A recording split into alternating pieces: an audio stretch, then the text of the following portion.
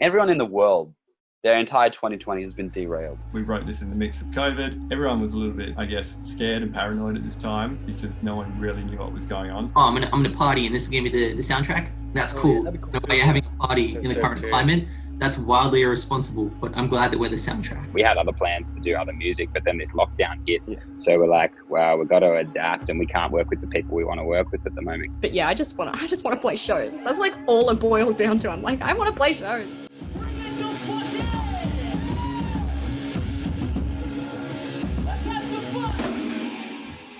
It's hard to imagine a world without any gigs or festivals. I mean, what the hell are the weekends meant to be for if you can't drag your mates to go see that new band that you've been dying to check out? Or to have a drink and a dance and maybe even join in on a mosh pit or two? Well, sorry to remind you, but that pretty much summed up what 2020 was like for the music industry worldwide. Physically, there barely was one, because everyone was either panic buying or being stuck indoors. 2020 was the year that saw a massive impact from the coronavirus pandemic and the huge hit it's taken onto our music scene. With no gigs, no crowds and no studios, some bands started to struggle and took some time off while the world was on pause. However, despite the lockdown, some bands were still soldiering on and continued writing, recording and releasing new music from their homes and straight to an internet connection near you.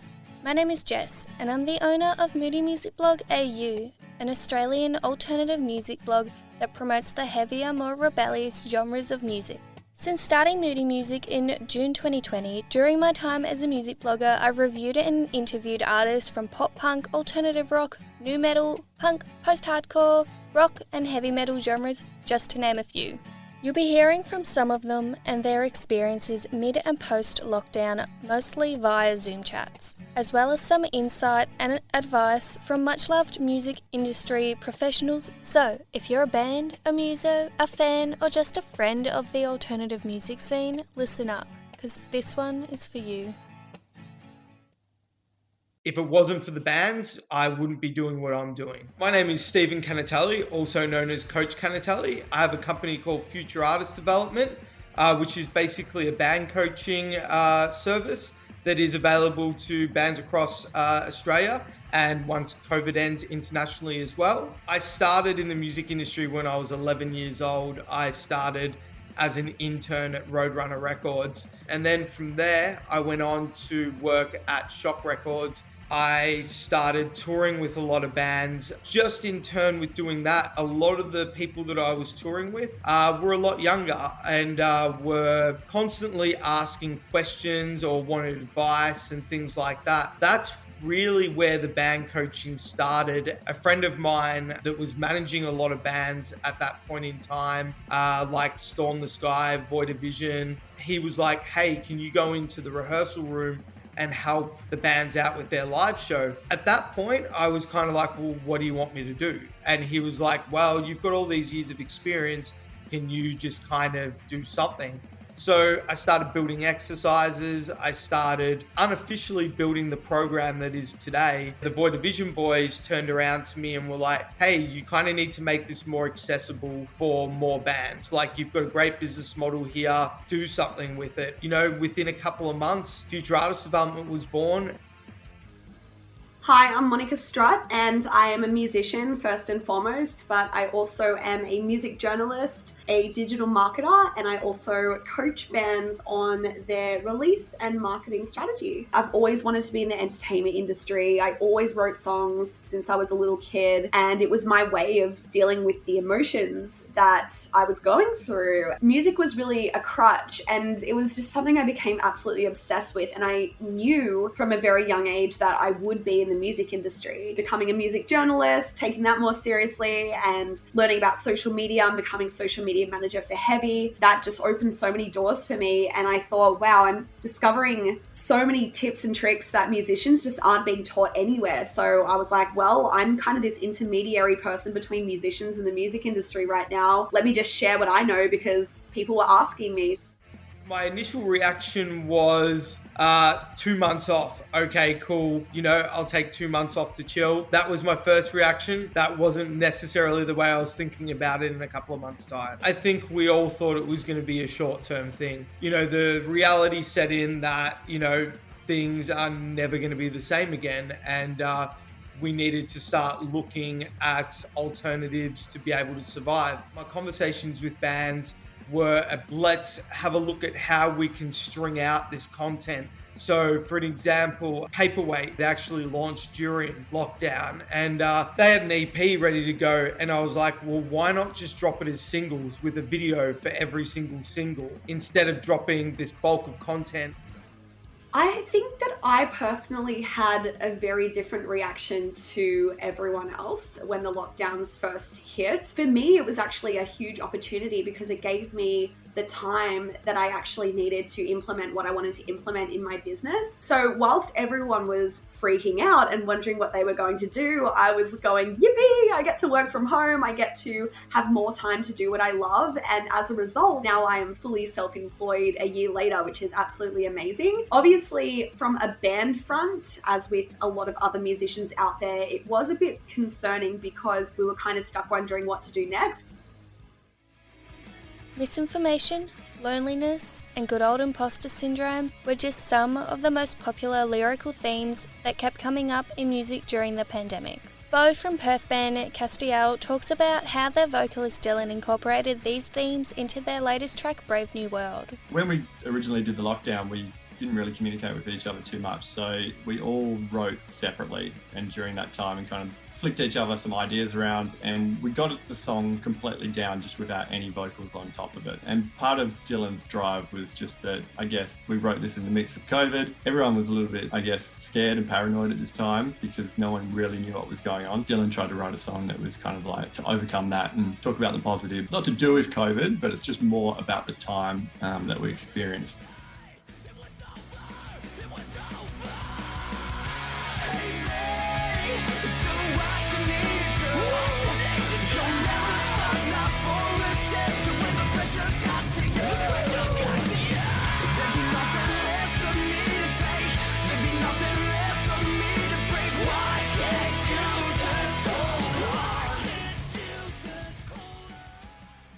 Melbourne's punk rock trio Snark released their debut EP, Imposter, in September last year.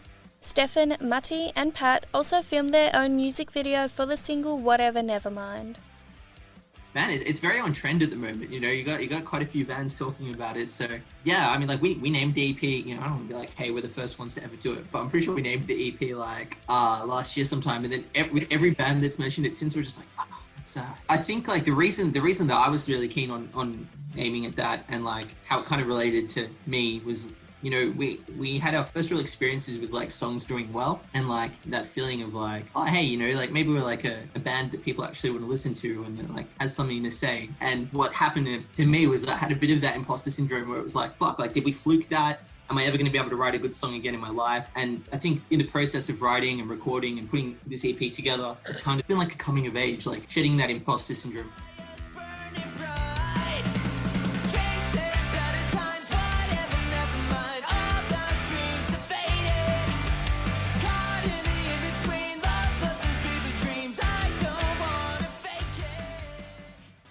Single, Whatever Nevermind, you guys, for the official music video, you guys filmed that yourself, didn't you? What was that like? Oh yeah, that was fun. We just kind of like went around the streets just doing fun, weird things. I think like maybe 1 or 2 cars went by as we filmed that whole the whole performance part. So yeah, we were pretty safe for the most part. And they just seemed confused. Like, yeah, they were kind of scared even. They're like, oh, like this isn't right. Because it was like right between the gaps in lockdowns as well. So it was just like, you know, people just kind of get really suspicious of seeing people around now. That was actually like the first time we hung out after lockdown, like the 3 of us. Yeah. There were bands in lockdown like Drastic Park, for example, who went and did their own DIY EP at a time where we couldn't, you know, go into studios and things like that. And, you know, a band like that really flourished with the do-it-yourself ethic. We were like, initially, these are just home recordings and we're not going to do anything with them. They're a bit of fun for a demo. And then as we put more time and energy into them and as John like learned the art of mixing, we were like, holy crap, this could be an EP. One band that absolutely dominated during lockdown was Melbourne's Drastic Park. This trio not only wrote, DIY recorded and released a whole 6-track EP called Imposter Syndrome during lockdown, but the band also played COVID-safe shows locally in Melbourne and have also toured interstate to Sydney and Adelaide. I'm Joe Larwood and I play the drums. Hey, I'm Chris Tannehill and I play bass and sing. My name's John Stokes and I sing and play guitar in Drastic Park.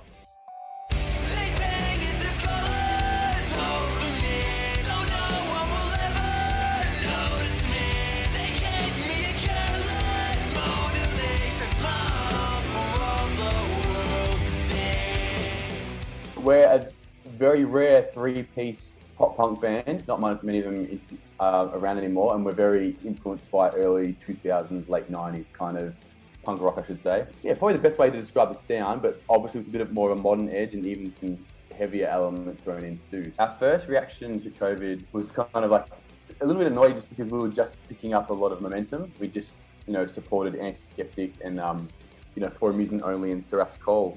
We'd only just enlisted Joe as the new drummer, so things were really picking up. We'd already started writing. It was a little bit of a bummer. I got one show and that was it. I hadn't even been announced.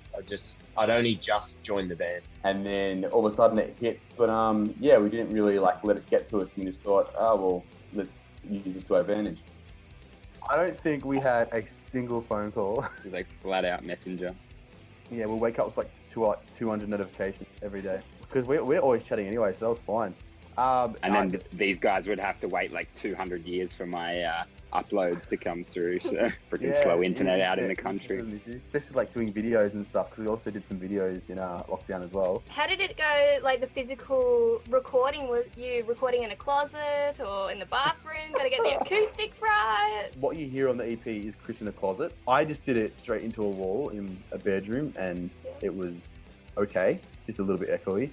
When we look at that EP, we kind of sometimes have a few cringe moments because compared to the stuff we're doing now, we're like, it's kind of embarrassing. And it's a good thing we did it because even though we're not a big fan of the sound in it, it actually propelled the band so far forward to the point that we could come out of COVID. Sit-down gigs are so weird. So when we went on tour to Sydney, they were still in that kind of phase. And it still was a bit like strange coming up as we just played a couple of stand-up shows. Coming out of COVID, we had 3 practices to quickly fit in because the shows were pretty much booked. It was a massive culture shock. It's so weird when people don't appear to be vibing. We'd been practicing 3 sets in a night with Coach, so once you've done 3 sets in a night, going back to 2 isn't that hard. 2 shows in one night for me wasn't too bad. I felt like the first show was like a good warm-up. Music touring and gigs were extremely endangered during the pandemic. In Eyes from Brisbane were gearing up for new music and new tours, but their plans had to be put on hold for a bit longer after having just released their comeback single, The Dreamer, mid-last year. I caught up with vocalist Rosie and drummer Chris during their single release. I'm just like, we have to keep waiting. So for us, it's a bit stressful. Bad timing. But yeah, literally, like right as we're like, I'm just like, all right, foot on the gas, let's go. It's just like, oh, you wanted the world to shut down? Okay, cool. But I mean, it's probably a good thing. It lets us think about the bigger picture outside of all this and focus on the really intricate details of what we have to do now. It's definitely been sort of bad timing in terms of our progress. Like I said, I'm just sort of itching to get back into it and get more involved.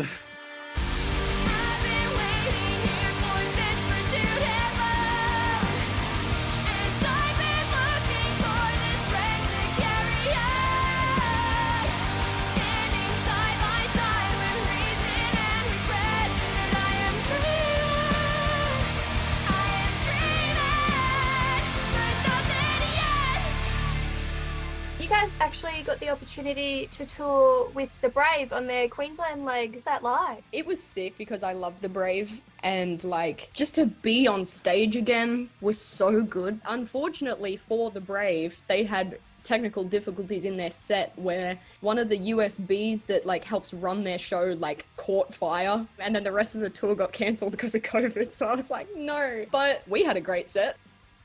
Molly and the Krells are another band that had their tour cut short. Vocalist Blake talks about the band's situation and their technically sold-out show. We're trying to get back in the studio, but everything's been pushed back. I would like to do at least 2 tours next year.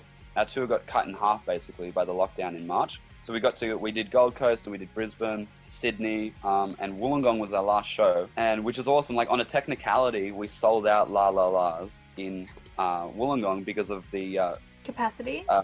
capacity restrictions. Yeah. Yeah, so they were like, so on a technicality, we sold it out. So like, yes, like, Still counts. no, yeah, still got it. Like, no one has to know there was like reduced capacity, but.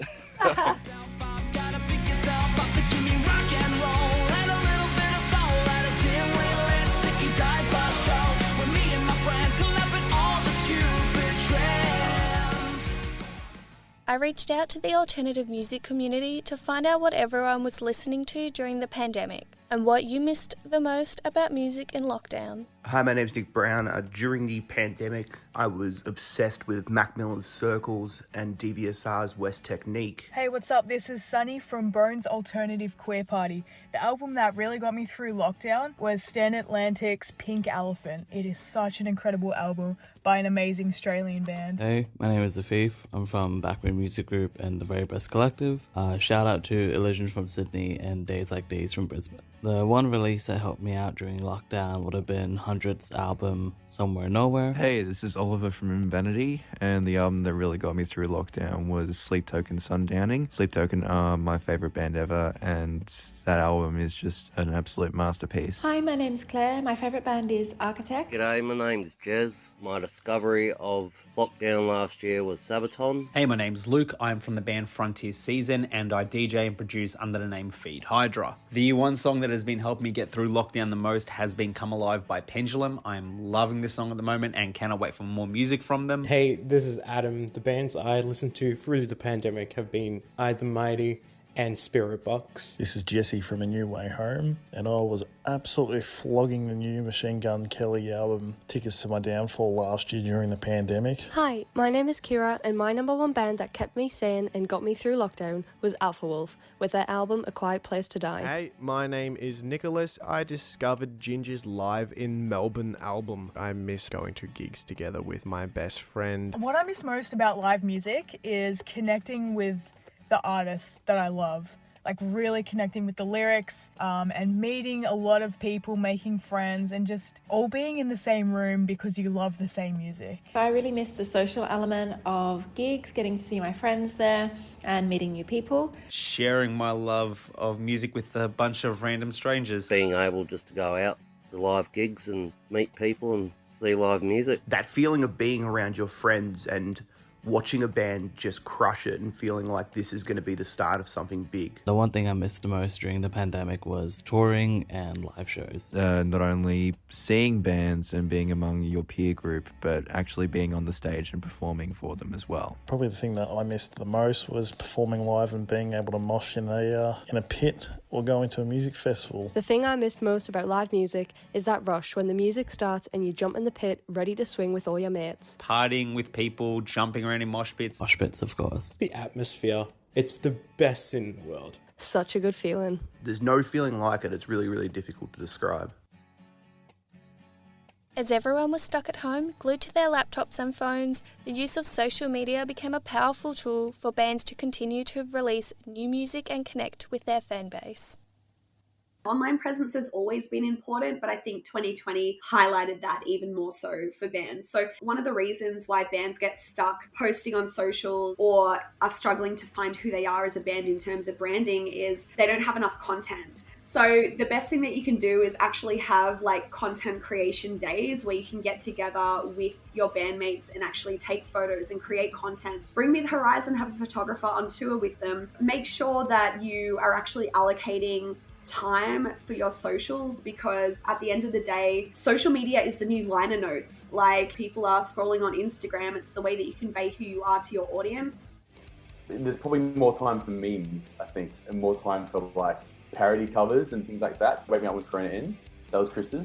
Mine was Karen's song. I'm here to protest and complain. Quarantine has made me go insane. They say I have to stay inside, but I don't care. It's not a crime to go outside. I have my rights. COVID ain't over, but I'm survived. It even says here on my phone, don't need a mask when I'm not at home.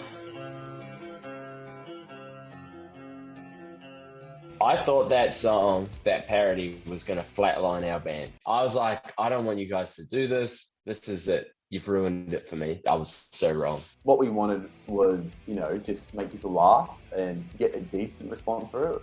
I think on like interviews and stuff and podcasts, we were so like self-deprecating. And I think they just caught on to that. So they were doing the same thing towards us, which we just love. We thought it was hilarious. To me, the trash posting group is good. Why don't we just make a page for it? And then, it just took off immediately. And probably was what helped us stand out more than other bands in lockdown. We don't have to sarcastically joke about what's a gig anymore, as the world is slowly emerging back to a state of normality with music events and gigs starting to return to the scene. Here is some advice from your music community to you on how to move forward and come out of this pandemic stronger than ever before. As a band, prepared to adapt, communicate with each other, and just always have a plan B. Try to be original and don't be afraid to put your own personal touch on things. I guess, it's in how we've sort of positioned ourselves with the trash posting and with the meme content and stupid stuff through COVID, where probably most bands wouldn't be seen taking the piss out of themselves like that. I think it's important to not take yourself too seriously. It's also a cool way to bring just your fans to your level, because it's like, just because we play on the stage above people doesn't mean we're above everyone else. Like, we're all like equal, and that's why we want fans to interact and things like that. If you're a punter, keep buying tickets. If you're a band, don't give up. There are always new ways of doing things. And, you've just got to be a little bit entrepreneurial during these times and think outside of the box. Move with the times. Right now, these are the times. And do what the times allow you to do, and think of another way around it. There's always a way. Everything is gonna be alright. Everything will be fine.